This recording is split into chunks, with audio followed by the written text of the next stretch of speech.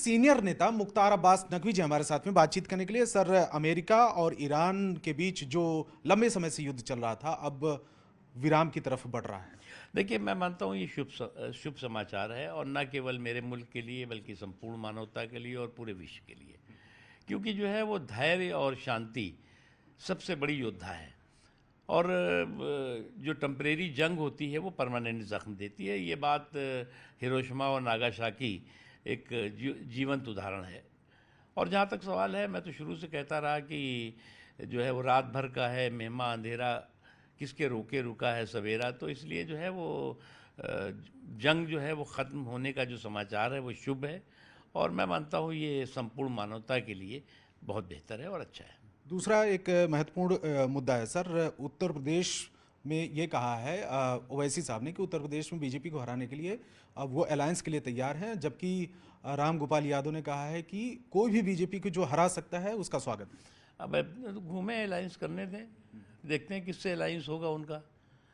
अभी तो उनके मोहल्ले की पार्टी है, ये बात सही है। अब मुल्क की पार्टी बनने की कोशिश कर रहे हैं, शुभकामनाएं।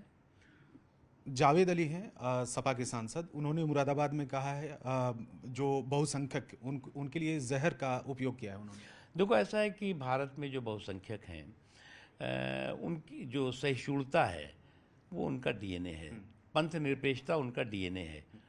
और अगर भारत में बहुसंख्यक हिंदू ना होता तो भारत में जो ये पंथ निरपेक्षता का ध्वज दिखाई पड़ रहा है वो कभी नहीं होता। जब देश बटा तो दो देश बने, एक पाकिस्तान बना और एक हिंदुस्तान बना।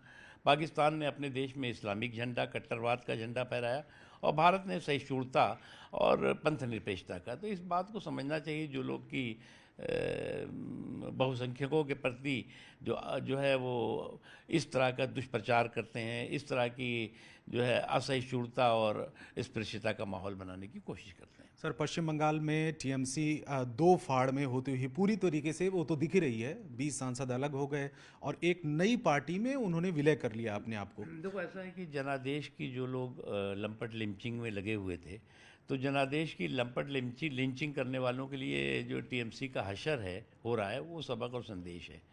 क्योंकि आप जो है वो जनादेश को स्वीकार नहीं करेंगे तो जो आपके साथ लोग हैं, आपके घर में बैठे हुए लोग हैं, वो भी अपने भविष्य को देखते हैं ना। इसीलिए आपका घर जो है वो घरौंदा बन गया, और घरौंदे के बाद घोंसला बनता जा रहा है।